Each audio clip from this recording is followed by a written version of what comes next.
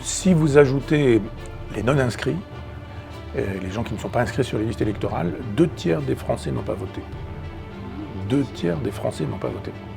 C'est-à-dire qu'un tiers y est allé, et sur ce tiers, vous avez une toute petite partie qui a voté pour le président Macron.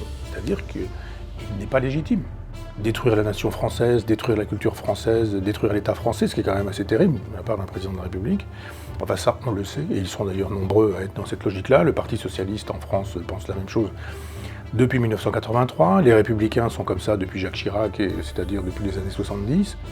Donc tout ce monde-là a fabriqué l'état dans lequel nous nous trouvons actuellement, qui est un état d'effondrement de la démocratie. La règle tenue, c'est Marine Le Pen qu'il faudrait élire Premier ministre. C'est-à-dire que dans une logique gaulliste, il aurait vu qu'effectivement Emmanuel Macron, il fallait nommer Marine Le Pen, et voilà, mais sûrement pas Mélenchon. Bonjour Michel Onfray. Bonjour. Et vraiment, je suis contente déjà, je vous remercie pour nous recevoir ici dans votre locaux, dans votre studio. Et bienvenue à nouveau dans l'émission Esprit français. Merci beaucoup. Et donc vous êtes un philosophe, essayiste et aussi auteur de plus de 100 livres.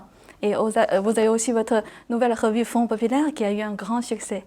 Vraiment, je vous félicite pour le succès. Merci. Et aujourd'hui, on va parler de sujets. Tout d'abord, c'est d'abord sur le résultat des élections législatives et après sur le wokisme dans l'éducation française. Pour le résultat, le parti présidentiel a perdu la majorité absolue et depuis hier, Macron rencontre tous les chefs de parti. Et selon vous, comment les choses vont évoluer ? C'est compliqué d'entrer dans la tête du président de la République parce que je ne suis pas bien sûr que sa tête soit bien faite. Il est probable qu'elle soit bien pleine, mais on n'arrive pas à suivre ce personnage qui nous dit tout et le contraire de tout. Je pense qu'on pourrait aujourd'hui dire, voilà, dans le dernier quinquennat, son premier, il a dit ceci sur ce sujet et mettre en face ce qu'il a dit qui était totalement à l'opposé de ce qu'il avait précédemment affirmé. Donc c'est un personnage sinueux, assez difficile à saisir. On sait qu'il a quand même un cap, une ligne qui est défendre l'Europe, le marché, le libéralisme qui fait la loi, détruire la nation française, détruire la culture française, détruire l'État français, ce qui est quand même assez terrible de la part d'un président de la République. Enfin ça, on le sait, et ils sont d'ailleurs nombreux à être dans cette logique-là. Le Parti socialiste en France pense la même chose depuis 1983. Les Républicains sont comme ça depuis Jacques Chirac, c'est-à-dire depuis les années 70. Et je ne parle pas d'autres partis qui ont pu surgir depuis. Donc tout ce monde-là a fabriqué l'état dans lequel nous nous trouvons actuellement, qui est un état d'effondrement de la démocratie. Il y avait une 5e République, une constitution de 1958, et elle était très bien faite. Il y avait un chef de l'État, il y avait un Premier ministre, les ministres étaient choisis par le Premier ministre, et il y avait des élections tous les 7 ans, septennat. Le septennat faisait qu'on n'allait pas dire, voilà, on vous donne les pleins pouvoirs et dans 7 ans, on verra bien ce qui va se passer. Entre deux, il y avait des élections intermédiaires. Ces élections intermédiaires, si le chef de l'État les perdait, soit il avait plusieurs possibilités, il pouvait changer de Premier ministre, changer les gouvernements, donc, ou dissoudre l'Assemblée nationale, ou voire lui-même démissionner, en disant « je remets mon mandat en jeu ». C'était donc un mouvement perpétuel entre le peuple et le chef de l'État. Le chef de l'État n'existait que parce qu'il avait la légitimité populaire. Si le peuple lui supprimait sa légitimité, à ce moment-là, il fallait faire quelque chose. S'en aller, remettre son mandat en jeu, changer de Premier ministre, changer les ministres, donc changer de politique gouvernementale. Depuis des années, ça ne fonctionne plus comme ça. D'abord, on a supprimé le septennat, c'est le quinquennat. Le Premier ministre n'est plus qu'une espèce d'exécuteur du chef de l'État. Le chef de l'État, jadis, le général de Gaulle disait le président préside et le gouvernement gouverne. Là, le chef de l'État préside et gouverne en même temps. Et puis, il a vaguement une espèce de personnage qui est son collaborateur, comme Sarkozy le disait de son Premier ministre François Fillon. Et il obéit à toute l'intendance. Il se fait que, à chaque fois que les chefs d'État ont perdu des élections, ils sont restés quand ils étaient présidents de la République. Et ils ont créé quelque chose qui s'appelle la cohabitation, qui est une erreur absolue, qui est très anti-gaulliste. Le général de Gaulle disait qu'il ne pouvait pas y avoir de pouvoir bicéphale, il n'y a pas 2 têtes, il faut une tête. Donc évidemment, dans la logique du général de Gaulle, on démissionne et puis on refait les élections. Mais on ne dit pas « je reste et puis vous allez mener les affaires de l'État, mais moi je reste quand même ». Moi je suis de gauche, mais le gouvernement va gouverner à droite ou l'inverse. Donc cohabitation avec Jacques Chirac, et ça marchait aussi. Chirac, il gouverne avec Jospin. Mitterrand, il gouverne avec Balladur et avec Chirac aussi. Non, pas avec Chirac, avec Balladur. Et donc, on voit bien que ce système était déjà une erreur. Vous ajoutez, en 1992, la disparition de la souveraineté nationale, c'est-à-dire que le traité de Maastricht dit la souveraineté n'est plus en France, elle est dans les pays européens, et ce sont les différents pays de la communauté européenne, de l'Europe de Maastricht, qui vont décider de l'avenir de la nation française. Ça veut dire que la politique, c'est fini. On ne peut plus mener de politique aujourd'hui en France. On ne peut plus. Un chef de l'État n'est jamais que l'un des ministres de Bruxelles, et il obéit à la feuille de route, et on lui dit ce qu'il faut faire, et il le fait. Donc les dernières élections ont montré que le président de la République était minoritaire, mais majoritaire, avec un jeu d'élections en 2 tours. Et au 2e tour, on nous présente le candidat qui est en face comme le représentant du fascisme, du nazisme, de l'antisémitisme, qu'on associe à Radour-sur-Glane, qui est la destruction d'un village par des nazis, qu'on associe à la Shoah, 6 millions de morts. Et on dit, voilà, Marine Le Pen, c'est ça. Pendant 5 ans, elle fait de la politique, personne ne trouve rien à redire. Mais pendant 15 jours, elle devient une nazie.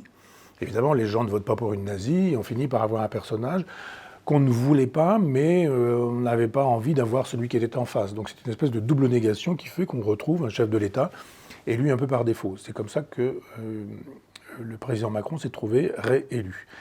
Après, il y a la légitimité que normalement donne un peuple à son chef de l'État. Il y a l'élection présidentielle, puis après vous avez les législatives du genre... Vous allez voter, on va faire une majorité, mais vous me donnez quand même la majorité à moi pour que je puisse mener ma politique. Et là, surprise, pas pour tout le monde, mais surprise, le président de la République n'a pas de majorité. Le problème n'est pas d'avoir de majorité absolue, c'est d'avoir une majorité. Il n'a pas de majorité. Donc il faudrait qu'il s'associe, mais il méprise tout le monde. Donc il mène la politique du Parti socialiste, il mène la politique des Républicains.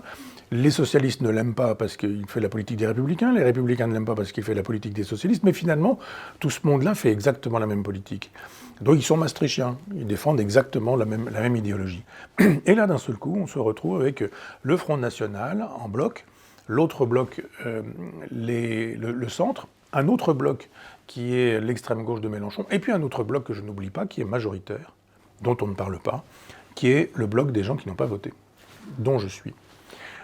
Si vous ajoutez les non-inscrits, les gens qui ne sont pas inscrits sur les listes électorales, 2 tiers des Français n'ont pas voté. 2 tiers des Français n'ont pas voté.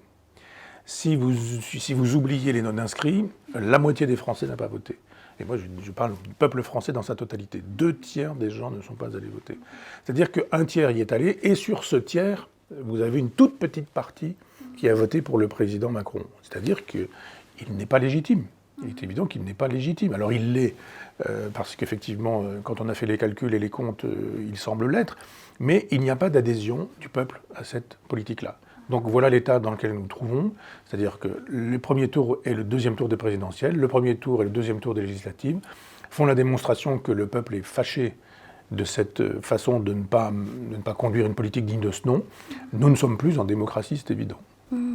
Mais vous n'avez pas voté, c'est parce que vous êtes totalement désespéré ou...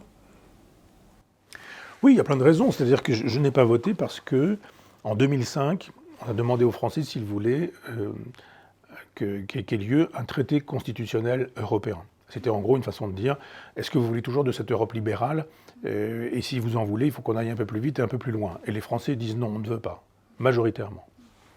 Eh bien, le Parti socialiste, et à l'époque, ça s'appelait l'UMP, je crois, c'est-à-dire le parti, je ne vais pas dire gaulliste, il n'était pas gaulliste, mais enfin le parti de Sarkozy, de Chirac, etc., sont des gens qui ont dit très bien, le peuple n'a pas voulu, le général de Gaulle aurait dit je perds le référendum, je m'en vais, Jacques Chirac le perd et il reste. Et il dit je reste et puis on va continuer malgré tout, et Sarkozy dit on va obtenir en 2008, c'était le moment du traité de Lisbonne, ce que le peuple a refusé. C'est-à-dire le traité constitutionnel dont le peuple n'a pas voulu, eh bien, les députés vont le vouloir à sa place. Et donc, le traité refusé par le peuple en 2005 est voté en 2008 par les députés, qui sont les députés maastrichtiens de droite et de gauche. C'est un coup d'État. C'est-à-dire, d'abord, quand on perd un référendum, on s'en va, ou on en tire les conclusions. Ensuite, on ne dit pas, ce référendum qui m'a fait vous entendre, vous ne voulez pas de cette Europe, eh bien, vous l'aurez quand même. Et on va demander aux représentants du peuple de voter contre le peuple. C'est inadmissible. Donc je ne vote plus parce qu'il y a eu là un coup d'État, parce qu'ensuite tout est fait pour que la terreur s'abatte sur les gens qui ne votent pas pour le système maastrichtien. Donc vous êtes un nazi, vous êtes un fasciste, vous êtes un antisémite, etc. Et que les gens vivent terrorisés. Ils vont voter avec le couteau sous la gorge, non pas pour quelqu'un, mais contre quelqu'un d'autre.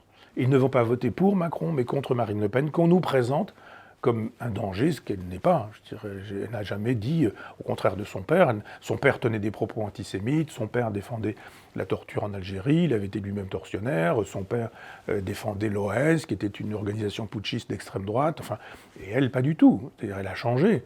De la même manière que le Parti communiste défendait la lutte des classes, la dictature du prolétariat, et depuis son 22e congrès ne le défend plus. De même qu'au départ, Chirac était gaulliste et qu'il a cessé d'être gaulliste. Enfin, tous les partis ont évolué.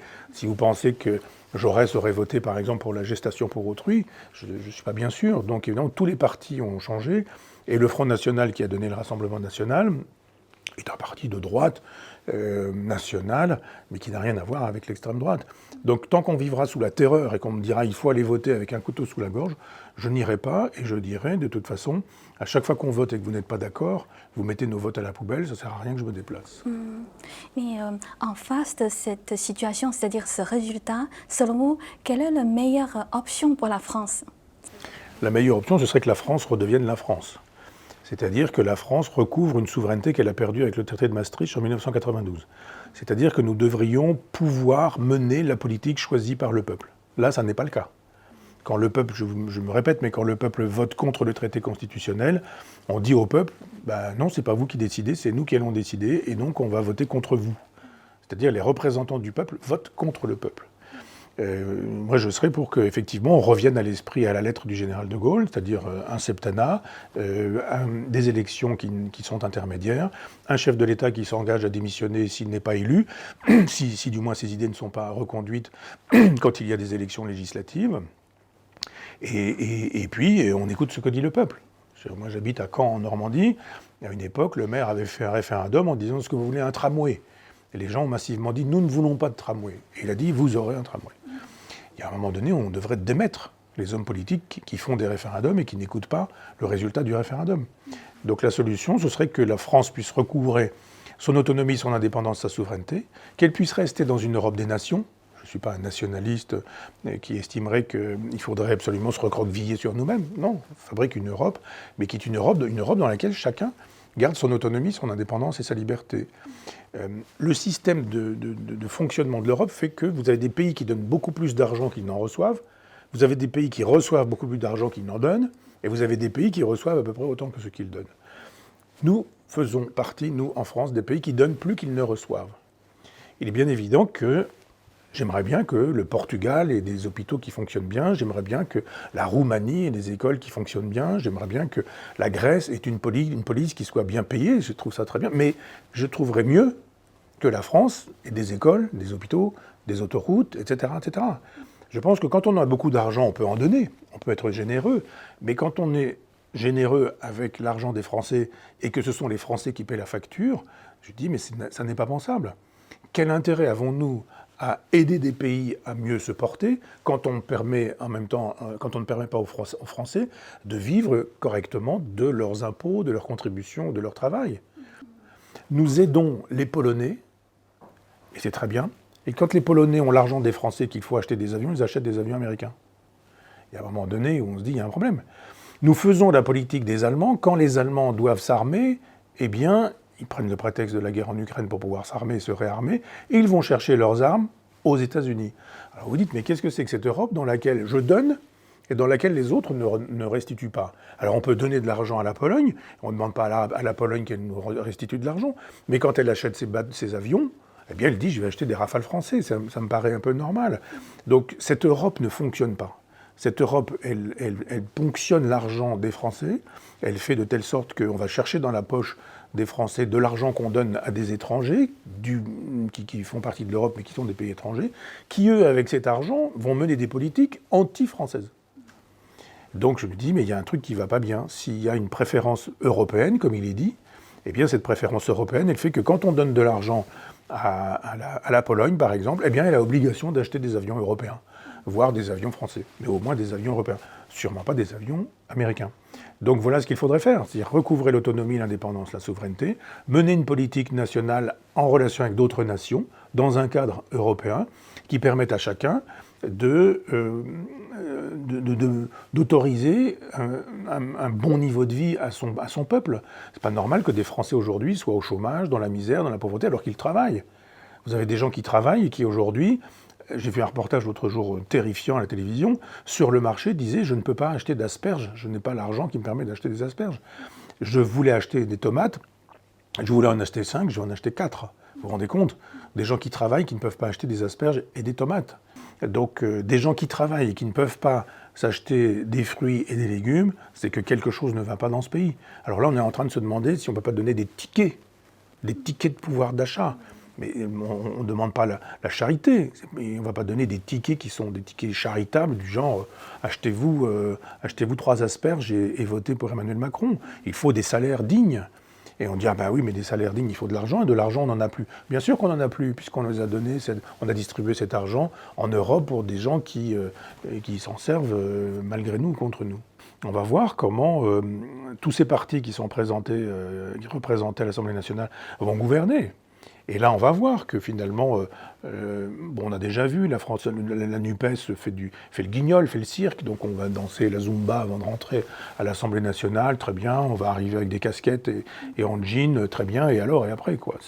On n'aura pas changé grand-chose. Eux, ils font le cirque médiatique, il faut absolument occuper les médias. Et puis le Front National va défendre des idées qui vont être ce que je dis, c'est-à-dire les idées du RPR des années 70. Et puis rien ne va changer, rien ne va bouger, c'est-à-dire qu'on n'aura pas la prochaine fois 50% de Français qui n'iront pas voter. Ils verront que le Front National est un parti de droite, que la NUPES est un parti de gauche, que tout ça est très classique et que leur vie quotidienne ne changera pas. Et tout à l'heure, vous parlez justement la NUPES. Et c'est une alliance de plusieurs partis de gauche. Confucius a dit en fait, ceux qui ne s'engagent pas sur la même voie ne devraient pas coopérer. Et comment vous expliquez justement cette alliance et qu'est-ce que cela signifie? Alors je ne vais pas critiquer Confucius, surtout votre présence, mais je vais lui donner raison. Confucius a raison, c'est-à-dire que si on s'engage sur la même voie, on peut faire un bout de chemin ensemble. Simplement, la voie, elle n'est pas forcément toujours droite. Il y a un moment donné où vous avez des bifurcations et vous allez dans un sens ou vous allez dans un autre. L'association de la NUPES, c'était très précis. C'était fait pour, non pas un programme commun de gouvernement, mais un programme commun susceptible d'apporter un maximum d'électeurs, d'électeurs sur les noms des gens qui avaient été choisis pour faire une majorité NUPES, justement. Et après, il y avait un deuxième temps. C'est-à-dire, à l'embranchement, quand il a fallu dire, Mélenchon dit, maintenant, on voit bien que Mélenchon, il veut l'hégémonie sur la gauche, c'est très clair. Mélenchon, il dit, maintenant, il va falloir qu'on fasse un groupe commun. Et évidemment, s'ils font un groupe commun, ils passent devant Marine Le Pen. S'ils passent devant Marine Le Pen, ils ont les avantages d'être le premier parti d'opposition, etc. Et là, on dit, est-ce qu'on continue dans la même direction? Eh bien, à ce moment-là, tous ont dit non à Mélenchon. Le Parti socialiste, le Parti communiste et les Verts ont tous dit, ah mais non, pas du tout, on s'arrête là. On est élu, on a juste fait ce bout de chemin. La NUPES, c'était fait pour arriver là. Maintenant, chacun reprend ses billes et chacun va faire son groupe parlementaire. Donc ça n'ira pas plus loin, la NUPES. D'autant que Mélenchon a commis cette erreur monumentale de ne pas se faire élire député. C'est-à-dire qu'on a bien vu que des Garrido, que des Corbière, que des Quatennens passaient au premier tour. Donc ça veut dire que si vous passez au premier tour, vous avez des circonscriptions qui ont été taillées sur mesure. Ça veut dire que Mélenchon en prenait une, et puis il était élu, puis il devenait député. Il est prétendument le chef des députés sans être lui-même député. Ça n'a aucun sens. L'autre jour, ils font une photo sur les marches de l'Assemblée nationale, ils sont tous là, et Mélenchon aussi. On dit, mais il fait quoi ici, lui? Il n'est pas député. Donc c'est quoi son statut? Donc c'est une association d'intérêts. Les gens ont fait semblant de s'entendre. C'est une espèce de mariage de raison, on dira, avec des gens qui ne s'aimaient pas. Donc le mariage de raison avec des gens qui s'aiment, pas, c'est on fait cause commune parce que comme ça, moi qui suis pauvre et elle qui est riche, ou l'inverse, je deviens riche parce que finalement on a fait un pot commun. Et puis le lendemain, on dit non, chacun reprend ses trucs, vous redevenez pauvre et vous redevenez riche. Donc c'est fini, la NUPES, c'est terminé. Et on va bien voir que chacun va vouloir, pour des histoires d'intérêt, son groupe parlementaire, pour avoir l'argent qui va avec, pour avoir les subventions. Parce que tous ces gens-là se moquent pas mal du peuple, c'est devenu un métier. Donc quand vous avez de l'argent, eh bien vous pouvez vivre comme un député, c'est-à-dire les bons restaurants le midi, les bons restaurants le soir, les voyages en première classe, les voyages avec des voitures privées, des chauffeurs, etc. Vous menez la belle vie parce que vous avez quand même beaucoup d'argent. Un député gagne beaucoup d'argent, un sénateur gagne beaucoup d'argent, les groupes parlementaires gagnent beaucoup d'argent. Quand on a voté sur votre nom, eh bien vous savez que le contribuable paye pour qu'on vous donne de l'argent. Donc vous gagnez encore une fois beaucoup d'argent si vous avez beaucoup d'électeurs qui se sont reportés sur vous. Donc on voit bien que ce sont des politiciens professionnels qui n'ont pas grand souci de la France, des Français, de la souffrance et de la misère des Français. Est-ce que vous pensez que Mélenchon peut devenir le Premier ministre? Moi je n'y ai jamais cru. C'est-à-dire que c'est une règle non écrite. C'est-à-dire que, normalement, le général de Gaulle dit « Vous perdez les élections législatives, vous démissionnez. » Vous démissionnez, c'est tout. Là, pour les gens qui disent « Ah ben moi je démissionne pas, je reste au pouvoir », il vous reste quelque chose que la Constitution n'interdit pas, mais qu'elle ne théorise pas, et qui est la cohabitation. Donc la cohabitation, c'est « Je reste au pouvoir et je maintiens ces gens-là », au pouvoir, enfin je mets ces gens-là au pouvoir, qui sont les gens qui m'ont battu aux élections présidentielles. Qui a battu qui aux élections présidentielles? Bon, on sait que Macron a perdu.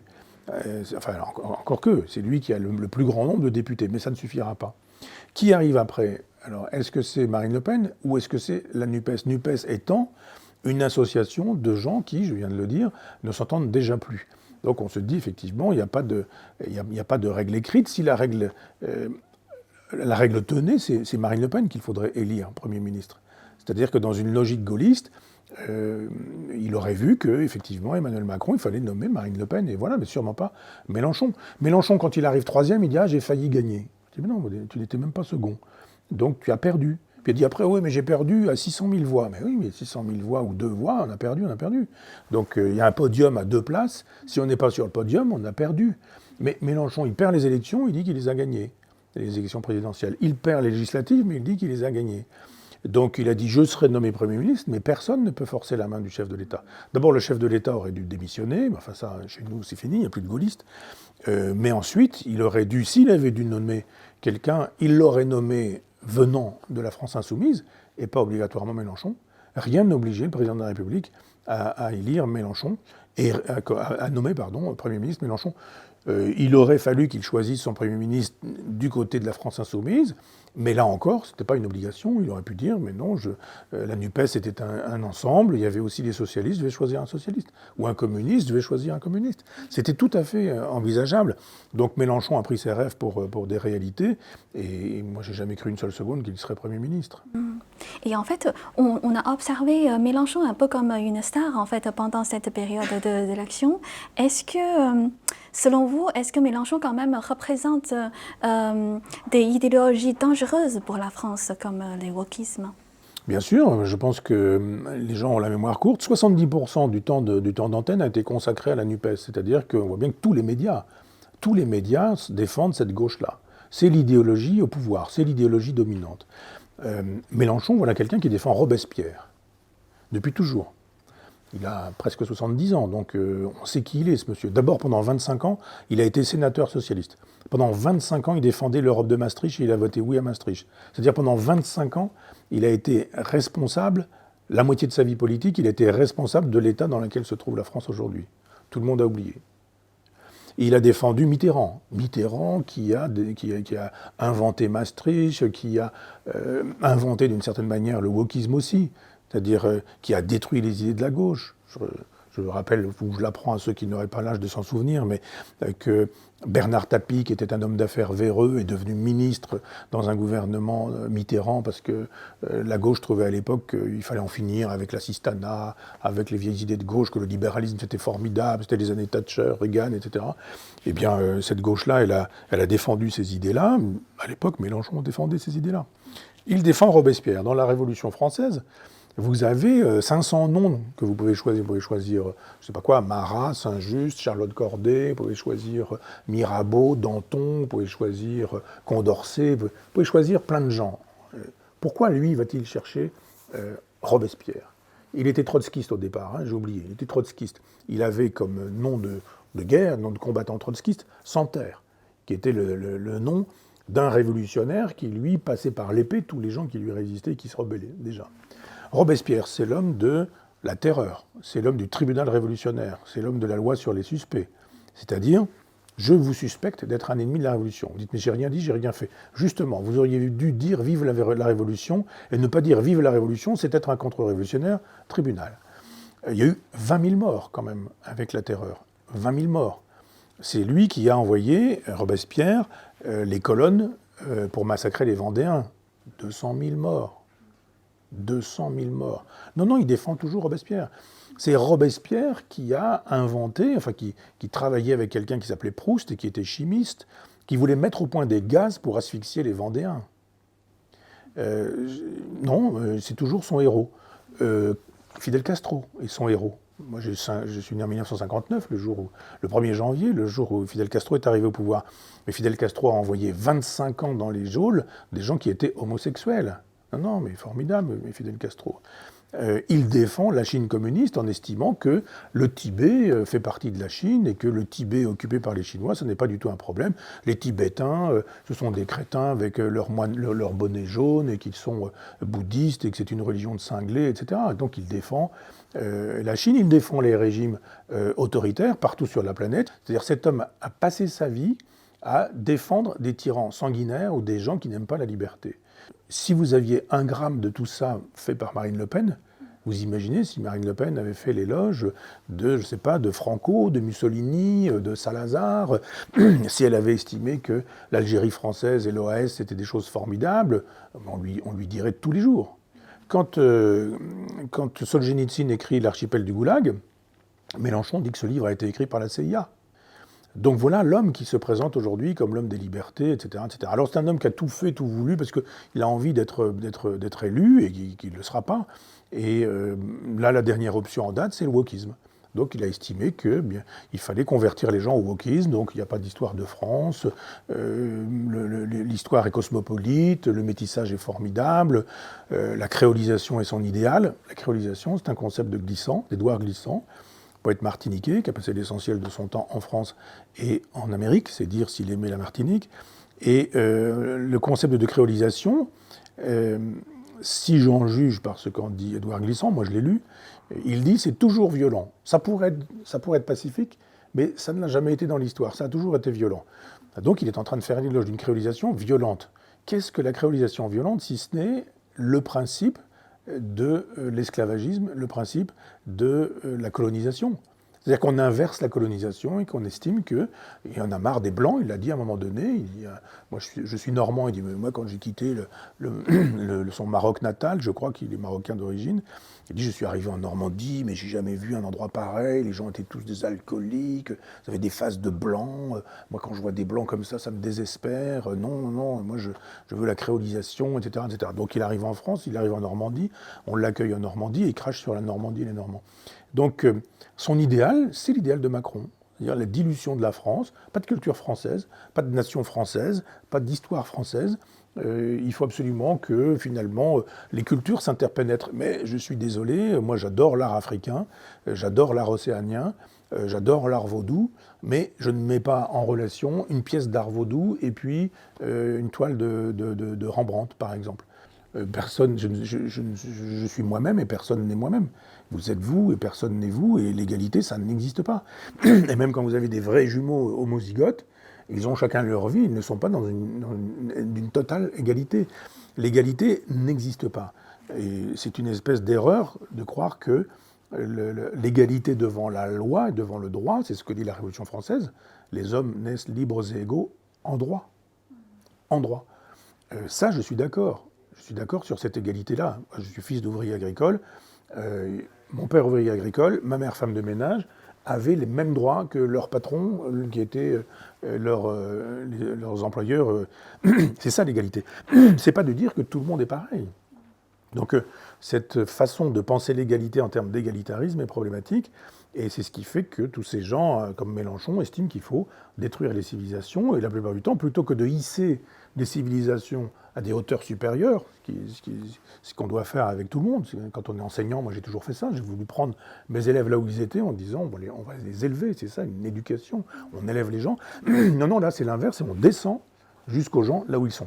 Alors évidemment, on ne va pas les éduquer à Rembrandt ou à Bach, dont je parlais tout à l'heure, mais on va leur dire, vous tapez sur des tambours, c'est la musique classique de demain. Vous avez bricolé 2 ou 3 trucs avec un bout de métal fer blanc, vous avez fabriqué un petit bonhomme, c'est une pièce d'art et elle vaut évidemment Mona Lisa. Non, c'est pas possible, c'est pas pensable. Ça, c'est un nihilisme. Quand tout se vaut, plus rien ne vaut rien. Et dans ce sens-là, quel est votre message pour les Gilets jaunes? Parce que j'ai interviewé pas mal des Gilets jaunes. Pour eux, c'est tout sauf Macron, mais il y a presque moitié des Gilets jaunes ont voté pour Mélenchon. Oui, moi je suis un des rares intellectuels à avoir défendu les Gilets jaunes. Et j'ai même écrit un livre sur eux qui s'appelle « Grandeur du petit peuple ».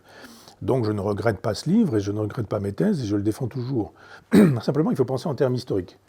C'est-à-dire que les Gilets jaunes démarrent en novembre d'une année et fin décembre, c'est terminé parce que c'est récupéré justement par cette gauche professionnelle-là.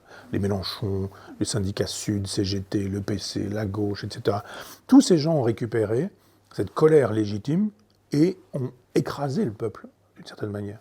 Le peuple, il était sur les ronds-points et il disait « on souffre, on n'arrive pas à payer nos pleins d'essence. Noël, c'est le mois prochain, on va pouvoir payer des cadeaux à nos enfants. Nous travaillons, ce sont nos parents qui vont acheter les cadeaux de nos propres enfants, c'est humiliant. » Ils disaient ça, les Gilets jaunes. Et moi, je vous dis, mes parents, mon père ouvrier agricole, ma mère femme de ménage, je sais ce que c'est que la pauvreté. On vivait dans 17 mètres carrés, il n'y avait pas de douche, il n'y avait pas de toilette, il fallait sortir pour aller dans une cave, et on dormait dans la même chambre. Donc je sais ce que c'est que la pauvreté. Et j'ai aimé ce petit peuple-là. Mais quand j'ai vu ces gauchistes professionnels, cette gauche professionnelle, ces gens qui roulent en carrosse depuis des années avec l'argent du contribuable, dire « allez hop, on va chercher ces gens-là, on va les sortir des ronds-points, on va les amener dans les rues de Paris, et on va en faire un combat pour nous mettre au pouvoir, nous », alors à ce moment-là, ils ont perdu. Les Gilets jaunes, ils ont perdu, parce qu'ils ont été associés à des Black Blocs, parce qu'on les a associés à de la violence, parce qu'ils se sont fait avoir, on leur a prêté un mégaphone, il y a des syndicalistes qui les poussaient, etc. Il y a des partis politiques, notamment la France Insoumise et Mélenchon, qui ont instrumentalisé ces gens-là, et il se fait que ils ont perdu. Ils ont perdu, parce que Macron a disqualifié tout ça, ils étaient épuisés, et les Gilets jaunes sont rentrés chez eux. Alors maintenant, si les Gilets jaunes votent pour Mélenchon, c'est qu'ils votent pour ceux qui les ont déjà maltraités. Ils pensent que c'est Macron qui les a maltraités. Vous connaissez le proverbe, hein, le sage montre la lune, l'imbécile regarde le doigt. Eh bien, les imbéciles regardent Macron en disant c'est lui le méchant avec Castaner, mais ils oublient que ceux qui ont vraiment cassé leur mouvement, c'est Mélenchon et tous les copains de Mélenchon. Voter pour Mélenchon, ça ne produit qu'un effet, c'est un effet qui est l'effet d'égo de Mélenchon, mais le peuple ne s'en portera pas mieux. Je rappelle que quand Robespierre était au pouvoir, le peuple se portait mal, et des gens comme Jacques Roux, d'Olivier, etc. disaient « mais nous, on s'en fout de la liberté, de l'égalité, de la fraternité ». En 1993, ils disent « mais on veut du savon pour nous laver, on veut pouvoir manger, on veut pouvoir s'éclairer, on veut des bougies, et on veut pouvoir acheter de quoi donner à manger à nos enfants. Vous voulez du lait à l'époque ». Eh bien, quand un Mélenchon se trouverait aujourd'hui au pouvoir Premier ministre, je vous garantis qu'il se passerait exactement la même chose qu'en 1793, c'est-à-dire les Jacques Roux, les d'Olivier diraient « mais on crève aussi la faim, nous ». Et lui nous expliquerait que c'est pas possible parce que ceci ou que c'est pas possible parce que cela. Il enverrait la police, il cognerait, il taperait, ça ne le gênerait pas beaucoup. Je vous rappelle que quand ceux qu'on appelle les enragés, les fameux Jacques Roux, d'Olivier, etc., demandent ça à Robespierre, que fait Robespierre? Il les envoie à la guillotine.